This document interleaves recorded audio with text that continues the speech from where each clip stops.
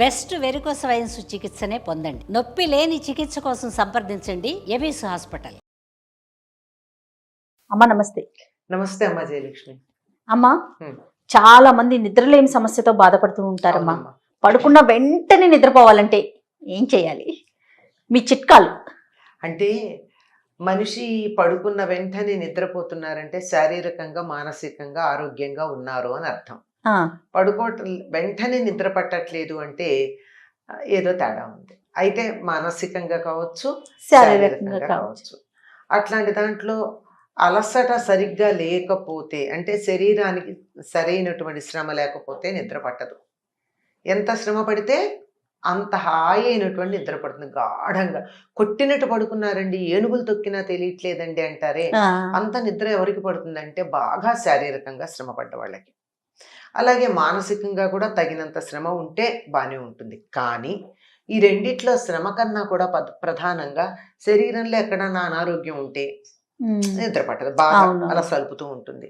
దీనికన్నా మించి అదైనా కాస్త నిద్ర పట్టే అవకాశం ఉంది. మనసు సలుపుతూ ఉందనుకో అది నిద్ర పట్టదు. అందుకని నిద్ర బాగా కావాలి అనుకునేటటువంటి వాళ్ళు ప్రధానంగా మనస్సుని జాగ్రత్తగా చూసుకోవాలి, ఎక్కువ చికాకు పడకుండా ప్రశాంతంగా ఉంచుకోవాలి. చెప్తాడు విదురుడు ధృతరాష్ట్రుడికి, ఎవరికి నిద్ర పట్టదు అని చెప్తాడు కొంతమందిని. ఎవరికి పట్టదు అంటే పరుల సొమ్ము ఆశించిన వాడికి, ఇతరులను చూసి అసూయ పడేవాడికి, తనకన్నా బలవంతుడైనటువంటి శత్రువు ఉన్నవాడికి, ఇట్లాంటి వాళ్ళకి నిద్ర పట్టదు. నువ్వు ఏ జాతికి చెందుతావు అని ఆ మాట అడగడు, అర్థం చేసుకోమని చెప్తాడు. నిద్ర పట్టలేదు అంటే ఇవే కారణాలు. నాకన్నా నా శత్రువు బలవంతుడు, నేను గెలవలేను, కానీ వాడితో యుద్ధం చెయ్యాలి. అట్లాంటప్పుడు నాకు నిద్ర పడుతుందా? పట్టదు. ఇతరులని భాగ్యాన్ని, సంపదను చూసి నేను అసూయ పడితే ఎట్టి పరిస్థితుల్లో నిద్ర పట్టదు. అత్యధికంగా ఆశించినా నిద్ర పట్టదు. అంచేత మనస్సులో ఇటువంటివి లేకుండా చేసుకున్నట్టయితే నిద్ర తేలికగా పడుతుంది. అండ్ ఇవి లేకుండా ఉండడం అన్నది ఈ రోజుల్లో చాలా కష్టం. ఏదో రకమైనటువంటి ఒత్తిడి, పని ఒత్తిడని, మరొకటని, రేపు చేయవలసింది చాలా ఉంది. ఇక్కడ తనకన్నా బలవంతుడైన శత్రువు అన్నప్పుడు ఏ శత్రువు అంటే ప్రత్యేకంగా ఆయన రాజు గనక శత్రువులు అన్నాడు. మనకి శత్రువులు ఏమిటి? మన పనులే.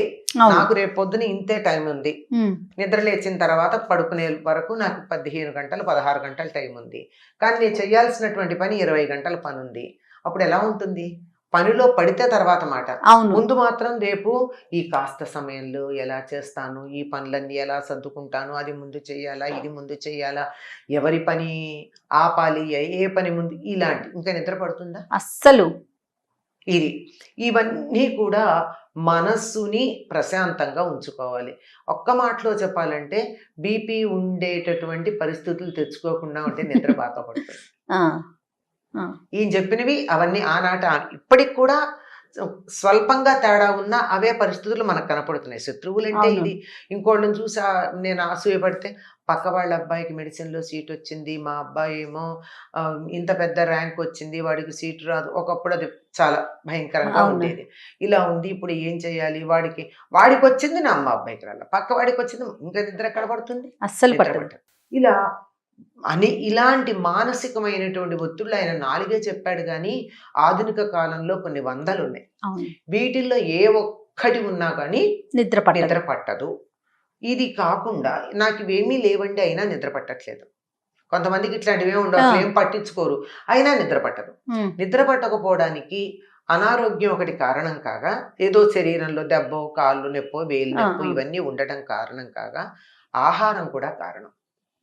సరిగ్గా అరగకపోతే నిద్ర పట్టదు. అందుకని మనం నిద్రపోయే సమయాన్ని, సరైన సమయాన్ని గనక మనం నిర్దేశించుకున్నట్టయితే ఆ సమయానికి తగినట్టుగా ఒక కనీసం 3 గంటలు అంటారు, కానీ ఈ రోజుల్లో అది కుదరదు. కనీసం 2 గంటలు. అది కాకపోతే కనీసం 1 గంట ముందు ఘన పదార్థం తినడం అన్నది అయిపోవాలి. ఇప్పుడు నేను 10ంటికి పడుకుంటాను అని అనుకుంటే 8 తర్వాత తినకుండా ఉంటే మంచి నిద్ర పడుతుంది. కానీ మనకి ఎట్లా ఉంటుందంటే రాత్రిపూట బరువుగా తింటే గనక, కడుపు బరువుగా ఉంటే కానీ నిద్ర పట్టదు అన్న ఒక భావనలో ఉంటాం. ఎందుకంటే దాన్ని అలవాటు చేసాం అట్లా. అందుకని ఏం చేయాలి? ఆ తర్వాత తేలిగ్గా పళ్ళరసం కొంచెం తాగండి. అది పళ్ళరసాలు కూడా ఎసిడిటీ వస్తుంది, వద్దని చెప్తున్నారు. అందువల్ల మంచినీళ్ళు తాగండి కావాలనిపిస్తే. కొంచెం వేడి పాలు వేడిపాలు కాదు, వేడిపాలు ఆ తర్వాత ఇవన్నిటికి అయ్యాక కడుపు నిండాలి అంటే పాలతో కడుపు నిండినట్టేం ఉండదు. అంచేత ఒక 2-3 గ్లాసులు నీళ్లు తాగేసి కడుపు నిండుగా పెట్టుకోండి. ఇవన్నీ కాక ఏం చేసినా నిద్ర పట్టట్లేదు అని అనిపించినప్పుడు గోరువెచ్చని పాలు తాగాలి. గోరువెచ్చని పాలు తాగితే వాటికి నిద్ర తెప్పించేటటువంటి గుణం ఉంది పాలకి. అందుకే పూర్వకాలం రాత్రి పెరుగు వేసుకోకుండా పాలు వేసుకునేవారు, పాలన్నం తినేవారు, పగటిపూట పెరుగన్నం తినేవారు. ఇప్పుడు మనకు అసలు ఏదీ లేదు, వేసుకుంటే వేసుకోవడం, లేకపోతే లేదు. ఆహారపు అలవాట్లలో చాలా సమస్యలు వచ్చాయి. అందువల్ల మనం నిద్రపోయే సమయానికన్నా కనీసం 2-3 గంటల ముందు తిని వీలైనంత అరిగేటట్టుగా చూసి కడుపు బరువుగా లేదనిపిస్తే నీళ్లు తాగి పడుకోవడానికి ఒక 15 గంట 20 నిమిషాల ముందు గోరువెచ్చని పాలు తాగితే హాయిగా నిద్ర పడుతుంది. ఇంకా బాగా నిద్ర పట్టాలి అంటే ఇంకా కొద్దిగా యాలకుల పొడి దంచి వేసుకోవాలి పాలల్లో. ఇంకా బాగా కావాలి అని అనిపిస్తే మనకి శక్తి సామర్థ్యాలు ఉంటే కుంకుమ పువ్వు ఒక రేఖ, ఎక్కువ అక్కర్లా, ఎక్కువ వేస్తే వేడి చేస్తుంది, చాలా వేడి చేస్తుంది కుంకుమ పువ్వు. అందుకని ఒక్కటే రేఖ, సన్న రేఖలు కదా ఉండేది, ఒక్క రేఖ అందులో గనక వేసినట్టయితే హాయిగా నిద్రపడుతుంది. ఇదంతా మాకు కుదరదండి అనుకున్న వాళ్ళు హాయిగా ఇంత పంచదార తీసుకుని ఆ పంచదారలో 4-5 ఏలక్కాయలు, 2 కుంకుమ పువ్వు రేఖలు వేసి గ్రైండ్ చేసి పెట్టుకుని ఓ చిటికెడు పొడి అందులో వేశారనుకోండి, మంచి నిద్ర పట్టించే లక్షణం పాలకుంది. ఇది కాదు అంటే ఇంకా చేయాల్సింది ఏంటంటే గోరింట పూలు ఉంటాయి, గోరింట చెట్టు పూలు, ఆ ఒక పూల గుత్తి తీసుకొచ్చి దిండి కింద పెట్టుకుని పడుకుంటే మళ్ళీ మెళుకు రాకుండా నిద్ర పడుతుంది. ఆ గోరింట పూల వాసనకి నిద్ర పట్టించే గుణం ఉంది. ఇది వినలేదమ్మా నేను ఎక్కడ. సూపర్, మంచిది. అసలు హాయి అయిన నిద్ర పట్టడానికి మన పూర్వులు చాలా మంచి పద్ధతులు చెప్పారు. నిద్ర లేవడం దగ్గర నుంచి పడుకునేదాకా మన జీవన విధానంలో ఏమి ఎట్లా ఆచరించాలన్నీ చెప్పారు. ప్రతిదీ ఇది అని లేదు, ప్రతి అంశంలోనూ ఎట్లా చేయాలో చెప్పారు ఆరోగ్యకరంగా ఉండడానికి. అందులో చెప్పింది ఏమిటంటే పడక గది యొక్క లక్షణాలు చెప్పారు. సుఖమైన నిద్రకి ఎట్లా ఉండాలో, గాలి బాగా వచ్చి వెళ్ళేటటువంటి గది ఉండాలి. రాత్రిపూట కనుక వెలుతురు అన్న మాట అన్నారు, మామూలుగా అయితే వెలుతురు ఉండాలి, చీకటి ఉండకూడదు, సన్నని దీపం ఉండాలి. ఇంకా కావాలంటే మంచి పరిమళ ద్రవ్యాలు కూడా ఉంటే ఉండొచ్చు. అంటే మంచి ఒక అగరొత్తి, నిద్ర పట్టడానికి ఒక అగరొత్తి కానీ మంచి సువాసన ఉండే, దుర్వాసన ఉంటే నిద్ర పట్టదు కదా, అది కూడా ఎక్కువ ఉండకూడదు. అతి తక్కువగా ఉండేటటువంటి మంద్రమైన వాసన కలిగినటువంటి ధూపం ఉంటే ఉండాలి. సరే, దీపం అయింది, గది కిటికీ అయ్యింది, పక్క మంచం ఎత్తుగా ఉండాలి. ఎత్తుగా ఉన్న మంచం మీద మంచి పక్క ఉండాలి, విశాలంగా ఉండాలి. అంటే ఇటు తిరిగితే పడిపోతాను, అటు తిరిగితే పడిపోతాను అనేటటువంటి సమస్య ఉండకూడదు అనమాట. ఇంకా పక్క ఎట్లా ఉండాలిట అంటే సుఖంగా ఉండాలి. ఎట్లా అంటే వేసవి కాలంలో చల్లగా అనిపించాలి, శీతాకాలంలో వెచ్చగా అనిపించాలి పక్క. అంటే మంచి మామూలు పత్తి ఉంది, ఆ పత్తితో పరుపు గనక అయినట్టయితే అంత వేడెక్కదమ్మా, అంత చలిగా ఉండదు. అవునవును. సింథటిక్ అయితే చలికాలంలో చల్లగా అనిపిస్తుంది, వేసవి కాలంలో వేడిగా అనిపిస్తుంది. కనుక అలా ఉండి శుభ్రంగా ఉండాలి, మలినం ఉండకూడదు, ముడతలు ఉండకూడదు, చక్కగా పరిచి ఉండాలి. ఇది శాస్త్రం చెప్పిన విషయం చెప్తున్నా నేను. దీనికో ప్రతిదానికో శాస్త్రం ఉంది మనకి, ఆరోగ్యాన్ని దృష్టిలో పెట్టుకుని.